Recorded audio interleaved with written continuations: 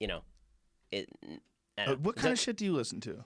What do you think I listen to? Did I listen to classic jazz and classical? Of Did course, you? I mean, of course, yeah.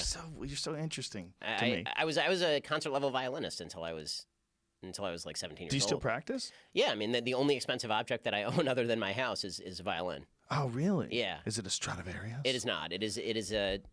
It's not. That's all I know. Yes, that's the two that people may know are Strad and like a Guarneri, but those ones are like hundreds of thousands of dollars. This is in the tens of thousands of dollars. A Stradivarius is hundreds of thousands of dollars. Yeah, I had a guy who my family knew, he had $1 million Stradivarius. Yeah, what was so big about it? What was the big deal? Well, I mean, aside from the historic value of the thing, they're not making any more of them. It does play very differently. I mean, very differently. Like I had a crappy violin for most of my. Like really until the last 2 years, I had a violin that was handed down from my grandfather that was worth maybe $1,300, and it was a piece of crap. I mean, it was not a good violin.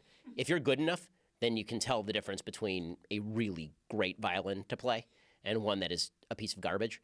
And I was good enough to do that. So that's I mean, I was a classical guy. I played violin for years. And growing up, my dad was a pianist. Look at what Jamie just pulled up. The most expensive violin in the world sold for an estimated $16 million. Yep. For a Stradivarius. They never lose value. I mean, really, they don't. This is it's a good investment. The person I know a guy who was offered a Strad at I think it was $250,000 maybe 10 years ago, and he's like, no, that it's worth like $3 million today. God, no. What is the deal? Like, what if you had to explain what's the difference between the sound that this makes? So. I mean, it has to do with the acoustics of the instrument, meaning the wood quality. There's slight variations in the construction of the instrument. Certain parts of it are thicker or thinner, and it's easier to play a better violin. So it almost covers for your mistakes. When you play a bad violin, it tends to scratch and screech more.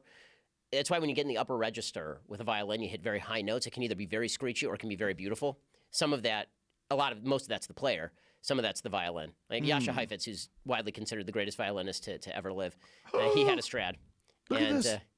Lady Blunt Stradivarius cost $15.9 million. People buy these and then they lend them out on loan to world's great violinist. So, God, but in the end, it really is the quality of the player. There's a famous Jascha Heifetz story where he was playing at Carnegie Hall, and some lady came up to him afterward and she said, your violin, it sounds so beautiful. And he picks up the violin, puts it to his ear, and he says, funny, I don't hear it right now.